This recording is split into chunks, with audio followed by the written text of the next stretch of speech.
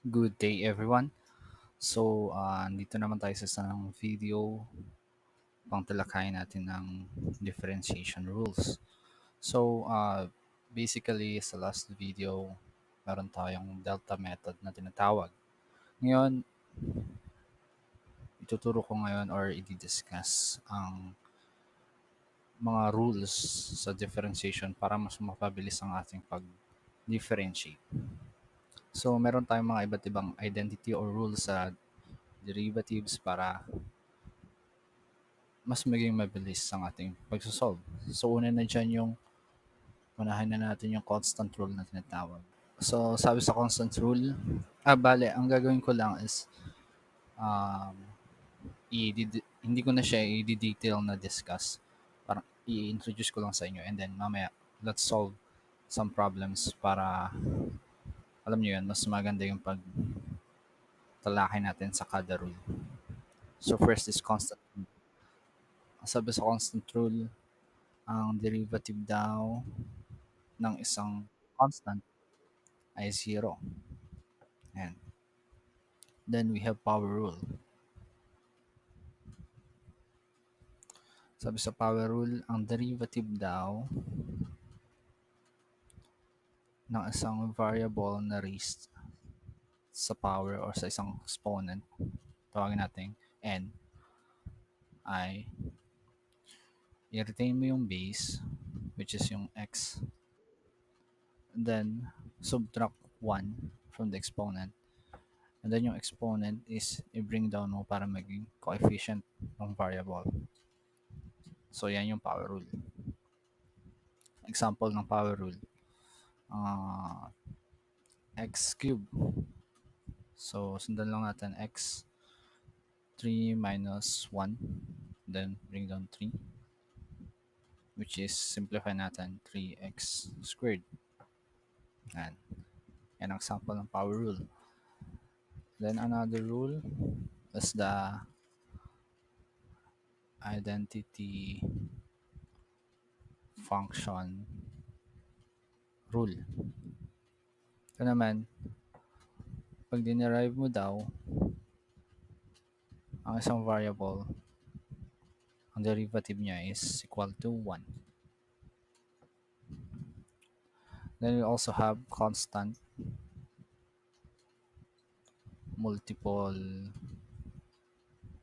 rule.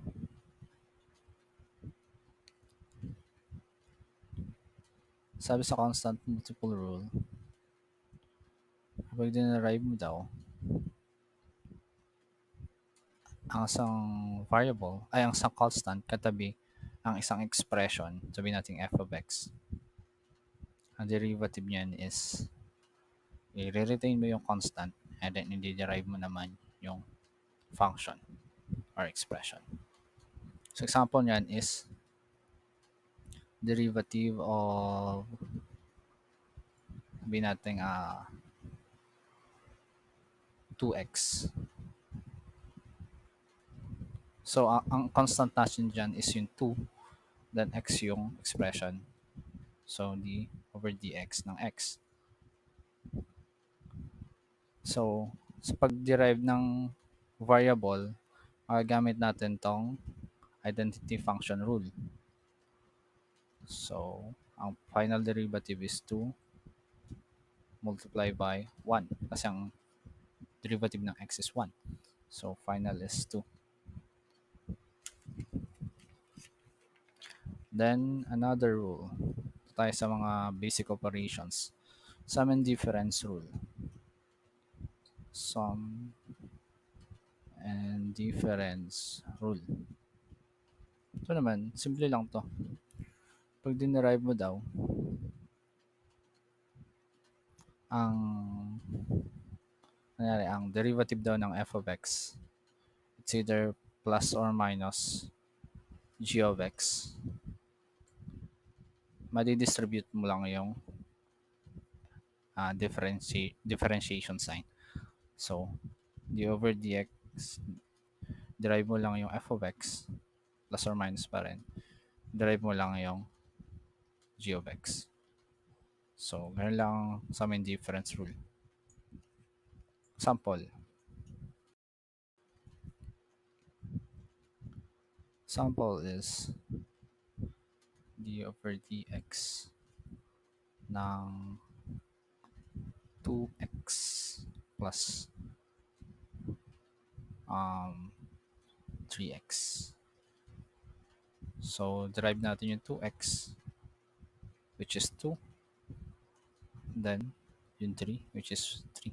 Yung 3x, which is 3. So, 5. May other way din yan.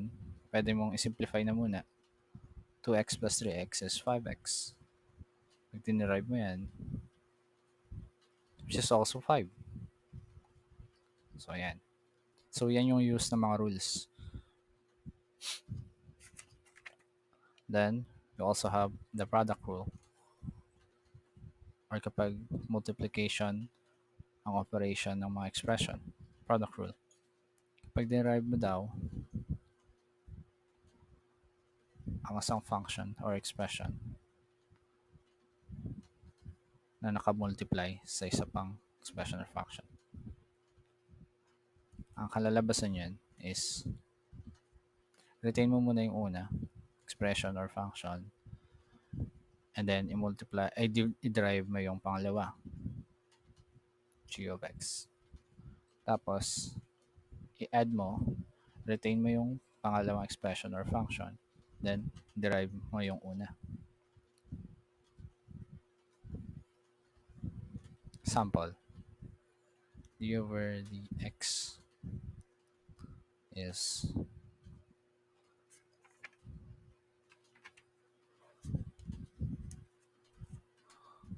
sample is 2x.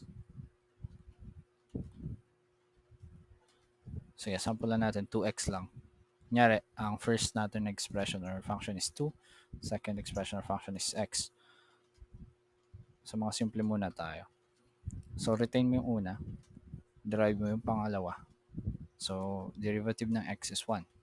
Then add mo. Retain mo yung pangalawa, which is yung x. Then derive mo yung una, yung 2, which is a constant. So 0. So anong final answer? Pag sinimplify. This is 0. This is 2. So 2. Diba? So kapag ginamitan mo naman ulit to ng identity rule, 2x. Sabi sa identity rule, di ba? Ito. Ay, constant multiple rule pala. Kapag meron ka daw constant tsaka expression, yung expression yung i-derive mo, i-retain mo yung constant. So, 2. So, pareho. Okay.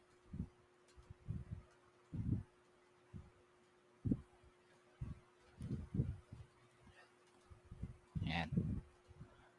Then, we also have quotient rule. Ato, kapag ano lang, kapag division yung operation. So, magagamit natin dito yung combination ng product rule tsaka quotient. So, let's try.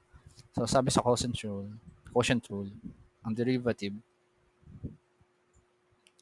ng isang expression na nakadivide yan sa isang expression ay ganito.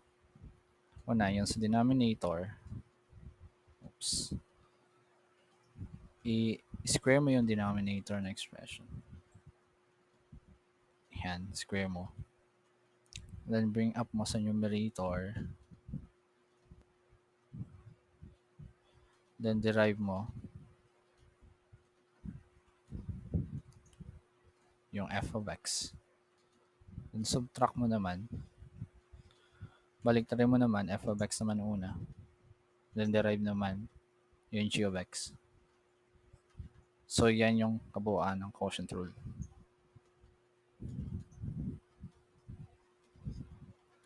So, let's try an example. Sige, kunwari, derivative ng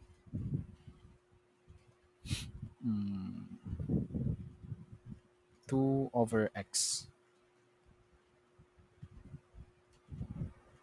So, square mo yung denominator. Then, bring up mo yung denominator. Then, derive mo yung numerator. So, dx ng 2. Then, subtract 2 naman yung una. Then, derivative naman. Derivative of x. Derivative of x ng denominator, which is x. Okay. Then, final, to simplify, itong constant, derivative ng constant is 0. So, 0 na to. So, 0 minus 2. Ito, ang derivative ng x is 1. So, 2 times 1 is 1. So, sa denominator is x squared pa rin. So, final answer, pag sinimplify, is negative 2 over x squared. So, ganun ang quotient rule.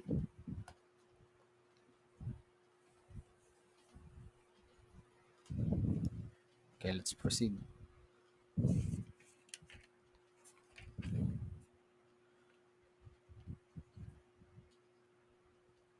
Okay, mag-try naman tayo ng mga example. Try tayo ng marami example. Okay, number 1. 5x minus 9. Derive natin. So, derivative ng 5x. Lagyan natin, derivative of x. Yan, is equals to, yan. So, 5x, 5, then 1, minus 0. Nakita nyo nangyari? So, constant multiple rule dito, then constant rule naman dito. Okay? So, 5. Tama? Okay, number 2.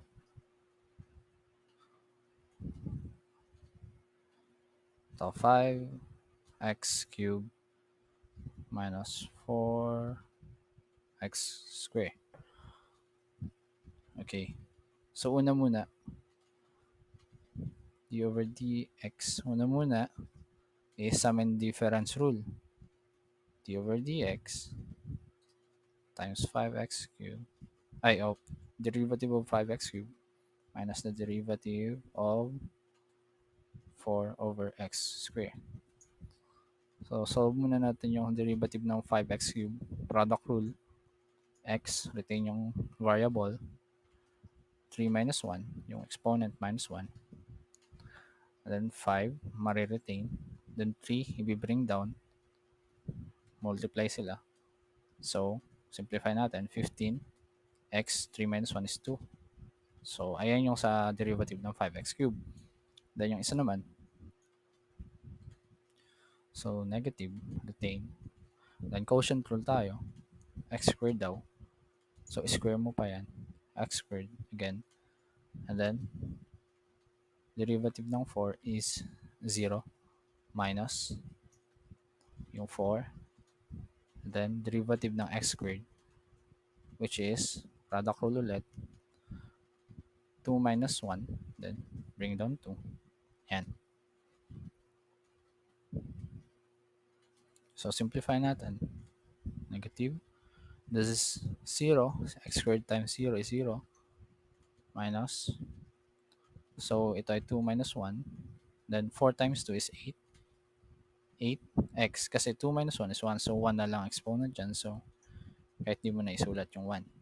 Then, all over x squared. X squared raised to 2. So, ano yan? So, that would be x to the 4. Right? So, simplify pa natin. Negative, multiply by negative. Tandaan nyo, naka-multiply yan. Negative multiply by negative is positive. So, 8x over x to the 4. Pwede pa natin i-simplify, which is x cubed sa denominator, 8 sa numerator. And then, pag combine natin, sagot is 15x square plus 8 over x cubed. So, yan yung derivative nitong problem na to. Okay?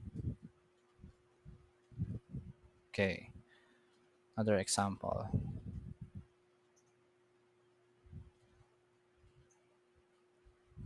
Let's try this.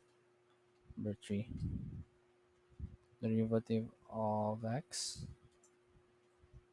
Oh, derivative with respect to x. 6 minus x squared raised to 2. So, una muna is product rule. 2, 6 minus x squared. 2 minus 1. Yan. And then, i-derive natin yung nasa loob, which is 0 minus 2x. So, yeah. Di ba sa product rule, meron tayong, kunyari, x raised to n, right? Pag dinerive daw natin yan, n, x, n minus 1. Pero kailangan mo pang i-derive yung x, which is 1. So, ganun yung nangyari. Dinerive ko pa yung nasa loob. So, let's simplify. 2 minus 1 is 1. Then, this would be negative 2x na lang. Then 2. So, let's try to combine. Negative 2x, multiply na natin sa 2, which would become negative 4x.